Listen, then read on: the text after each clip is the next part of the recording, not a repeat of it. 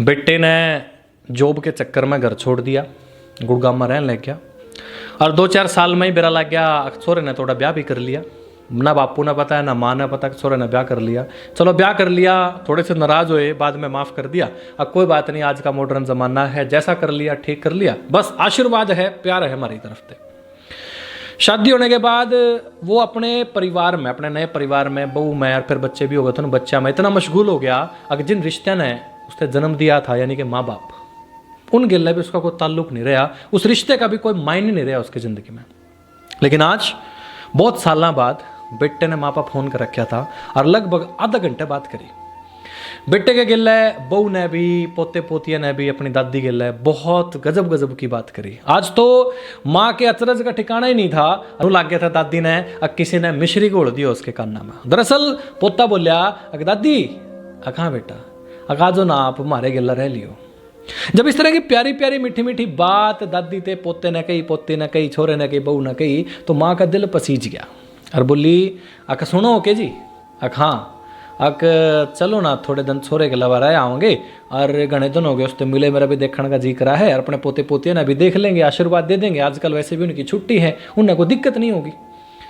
तो अंकल जी ने कह दिया हाँ चलो चलते हैं, कोई दिक्कत नहीं है। तैयारी होगी, तैयारी होने के बाद अपने टिकट लेकर बैठ गए ट्रेन में, आगे तो वो लेना आ गया, फिर घर चले गए।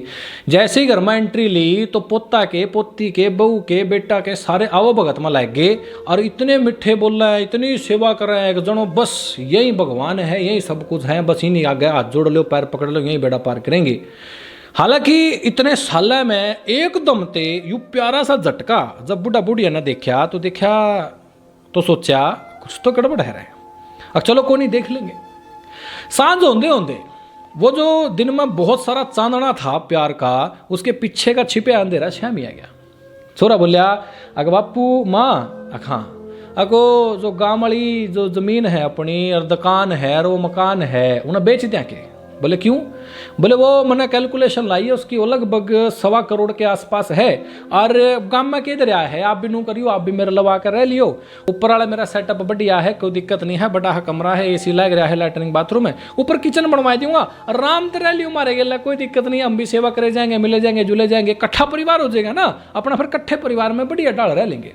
जब बापू ने इस तरह की बात सुनी तो छोरे ने डांटते बोले, बापू अब बात सुन ले छोरे, जय अड़ाया का भी हमने किले ही रहने ना, फिर हमारा गांव कौन सा बूंदा है, गांव कौन सा खराब है, हमारा भी तो किले हैं और उरा भी किले हैं, तो क्या जरूरत है फिर जमीन बेचने की, दुकान बेचने की और मकान बेचने की है। नू कहते कहते अंकल ने छोरा डांट दिया। फिर बेटे ने माँ का नहीं देखा, माँ के तो कुछ समझ में नहीं आ रहा था, क्यों? क्योंकि इतने दिनों बाद लाड प्यार दुलार इस तरह में खोरी थी माँ, तो माँ के तो कान्ना में मिश्री गड़ रही थी। माँ ने सांझ समझ में नहीं आया कि रोड़ा क्या था। लेकिन जैसे जैसे सांझ डल गई, डलने के बाद तड़की छोरा बोलिया, अक माँ पिता हाँ, अगर नुन्नू करके मैंने मेरी ससुराल में काम आ गया है अचानक, और न्यू करो आप लोग गाँव में चले जाओ, मैंने आपकी रेल की टिकट करा दी है और उरा फिर आपकी देखभाल कोई कर नहीं पाएगा क्योंकि हमने 2-3 दिन खातर जाना है, और वैसे भी आप लोगों ने इस आलीशान फ्लैट में कड़ा जी लागा है, आपने तो गाँव के उस टूटे फूटे मकान में जी लागा है।